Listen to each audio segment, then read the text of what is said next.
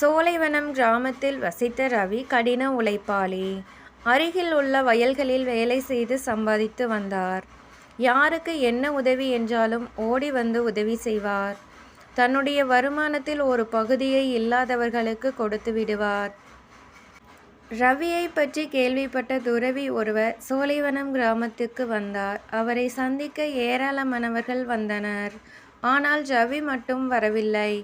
தான தர்மம் செய்யக்கூடிய ரவி ஏன் தன்னை வந்து சந்திக்கவில்லை என்று துறவி நினைத்தார். 3வது நாள் மாலை துறவியை பார்க்க வேகமாக ஓடி வந்தார் ரவி.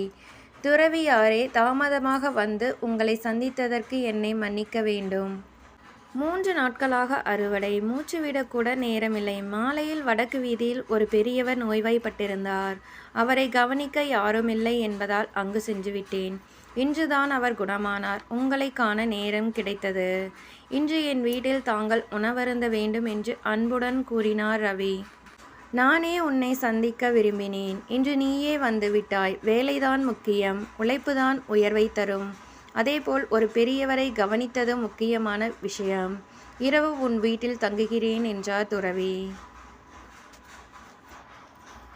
ரவி மகிழ்ச்சியுடன் வீட்டிற்கு சென்றார். சற்று நேரத்தில் துறவியும் வந்தார். அவரை நன்கு உபசரித்து தேவையான அனைத்தையும் செய்து கொடுத்தார் ரவி. துறவியின் மனம் மகிழ்ந்தது. ஊரை விட்டு செல்லும் அன்று ஒரு மந்திர பொம்மையை கொடுத்தார்.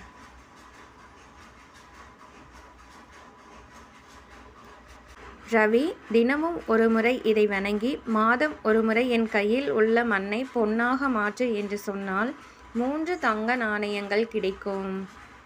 இதை உன் உழைப்புக்கு பரிசாக தருகிறேன். பெற்றுக்கொள். மகிழ்ச்சியாகவும் பிறருக்கு உதவி செய்தும் வாழ்க்கையை நடத்து என்றார் துறவி. நன்றி சொல்லி பொம்மையை வாங்கி கொண்டார் ரவி. தினமும் அந்த பொம்மையை வணங்கினார். 1 மாதத்துக்கு பிறகு துறவி சொன்னதை பரிசோதனை செய்து பார்க்க நினைத்தார். மந்திர பொம்மையே என் கையில் உள்ள மண்ணை பொன்னாக்கு என்று சொல்லி முடித்ததும் 3 தங்க நாணயங்கள் வந்தன. ரவியின் மகிழ்ச்சிக்கு அளவே இல்லை. 3 தங்க நாணயங்களை வைத்துக்கொண்டு ஆடம்பரமாக செலவு செய்ய ஆரம்பித்தார்.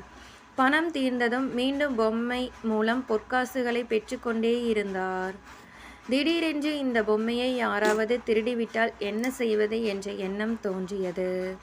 மிகவும் பாதுகாப்பான இரும்பு பெட்டி ஒன்றை வாங்கி அதில் பொம்மையை போட்டு பூட்டி வைக்க நினைத்தார். ஆனாலும் திருப்தி இல்லை. பெட்டி அருகிலேயே இருந்தார். உழைப்புக்கு உதாரணமாக இருந்தவர் உழைப்பையே மறந்துவிட்டார். வேலை செய்யாமல் வீட்டிலேயே உட்கார்ந்து சாப்பிட்ட ரவியின் உடல்நலம் பாதித்தது. இதை பார்த்து அவரது நண்பர் வேலு வலிந்தினார்.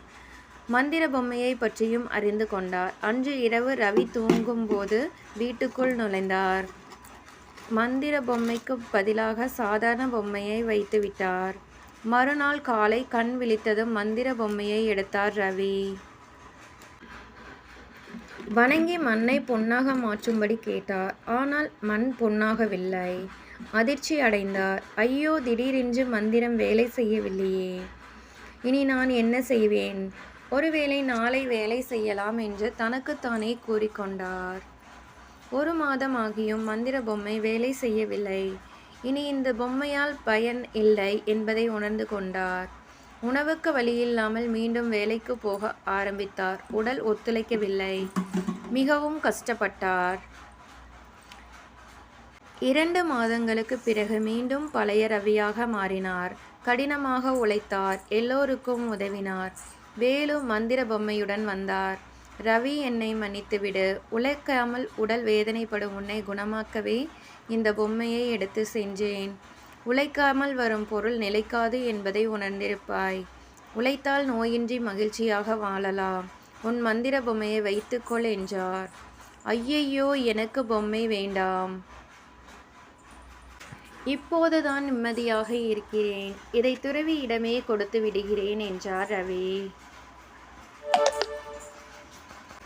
அங்கு வந்த துறவி, உழைப்பாளியான உன்னை இந்த பொம்மை சோம்பேறியாக்கிவிட்டதே.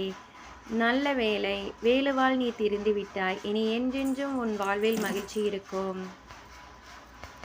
உழைப்பால் இன்னும் உயரமான இடத்துக்கு செல்வாய். இந்த பொம்மையை நான் எடுத்துக் கொள்கிறேன் என்றார்.